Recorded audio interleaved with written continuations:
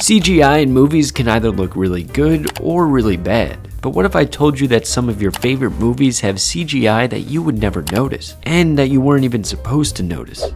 In this video, I will be explaining the effects from some of the most popular movies that you didn't know use CGI. These are the best invisible VFX in movies.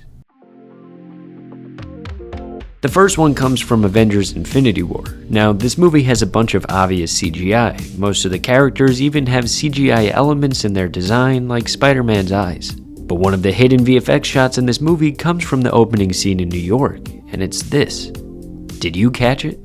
It's not his suit, that's obviously CGI, but I bet you didn't know that his hands and body were also CG. If you look at the VFX breakdown by frame store, you could see that they covered up his hands with VFX to better integrate it with the nanotech suit.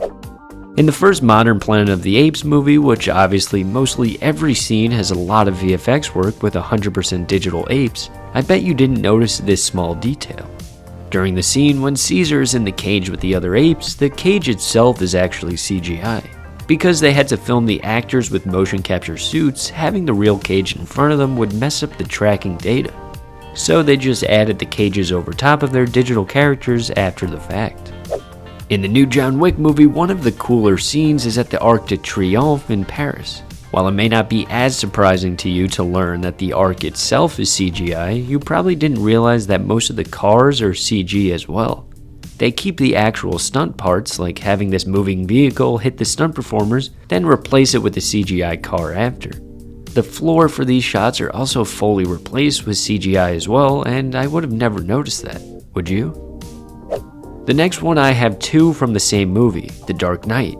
Now, Christopher Nolan is a director who famously tries to steer away from visual effects, but due to the scale and nature of his films, he has to use them. Harvey Dent is one of those characters that in order to get the best possible visuals, CGI needed to be used.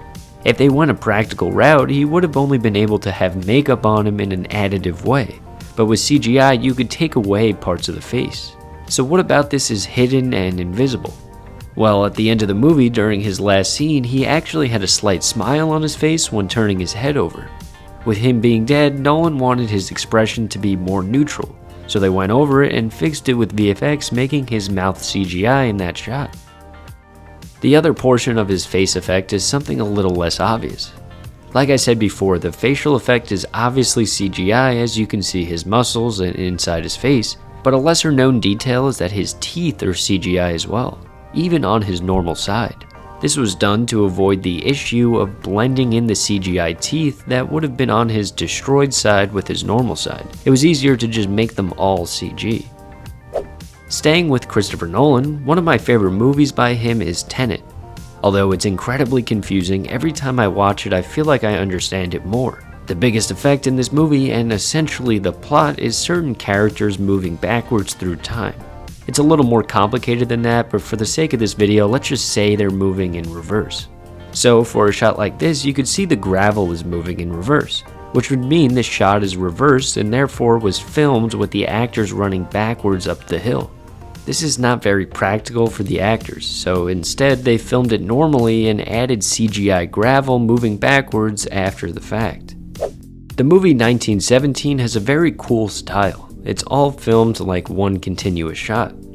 Now, this isn't new, but some of the techniques used involve some hidden tricks. The normal way to do an unbroken shot is to break it up, but obviously make it seem like it isn't. The way to do this is with wipes over screen, where you cut as soon as something covers the entire screen, or with camera whips and cutting during that motion. But for something like this, can you spot the cut? The way they did the cut here and during multiple parts of the movie is by using CGI duplicates of the actors to blend between different takes. So essentially the first take was cut here, then they resumed filming with the actors in similar positions, and used CGI versions of the actors in between those two scenes to make it one seamless take. This next one comes from the new Guardians of the Galaxy movie. One of the best and most popular scenes is the one-take hallway fight. It's actually 18 different takes stitched together, using similar techniques to 1917. This stunt, for example, was actually 2 different takes stitched together, but they didn't line up perfectly, so the actors ended up being replaced entirely with CGI. And speaking of replacing actors entirely with CGI, did you know that there are scenes in Spider-Man 2 that feature 100% CG versions of Tobey Maguire and Alfred Molina? For it being 2004, it's a little easier to tell, but it's still impressive to look at the photo scans of them and how they were integrated into these shots. It was so well done, they actually won the Oscar for Best Visual Effects that year. Now, creating entirely CGI versions of actors is pretty doable nowadays, but recreating an entire human face can put you in some risky waters. The human face is the hardest thing to create in CGI because our brains are so conditioned to what they're supposed to look like that you get into the uncanny valley most of the time. It's usually the animation that gives it away. In my opinion, the best CGI version of the human face comes from Blade Runner 2049, where they recreated Sean Young's character Rachel from the first movie 100% digitally.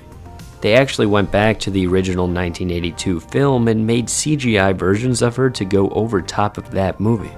This was done by the company MPC, and I count it as invisible VFX because I'm not sure you would be able to tell she was CGI if you didn't know anything about the first movie or the actor. Because the human face is so difficult to recreate digitally, a lot of times movies will replace everything with CGI except for the actor's face. An example of this is from the movie Gravity. Now, obviously they didn't go up to space to film this movie, but you can see in a shot like this, they replaced everything with CGI. You would think they could film the actors in actual spacesuits and use those parts, or parts of the ship, but they decided to just replace everything digitally. There are a lot of examples in movies where everything we're seeing on the screen is fully CGI, and you would never be able to tell. Like this scene from Spider-Man Far From Home. Now, there are obvious parts of this that are CGI, but you could maybe think that Spider-Man is real at times with Tom Holland under the suit, but this isn't the case. Mostly everything in this sequence is a 100% CG shot. There's also other parts of the movie that you don't realize use CGI, like Spider-Man in this scene or the car that he gets into. Does this surprise you coming from Marvel? Although you may expect fully CGI shots from Marvel, you may not expect it from Christopher Nolan, even if his movie takes place in space. In Interstellar, for the scene on Miller's planet with the big waves, they filmed most of it on location in actual water. They had actual props built for the robots Tars and Case, but for some of their movements, those robots are 100% CGI. If you're going to do the robots digitally, rather than trying to get them to match and interact with the actual footage, why not make a 100% CG shot? And that's what they did for this shot here. All of the background, the water, the robot, all CGI. Does something like this surprise you for a movie like Interstellar? Now, this video was fun to make, but I have a lot more facts like these waiting for another video. Let me know in the comments if I should make a part 2, and also, can anyone guess how many times I said CGI in this video?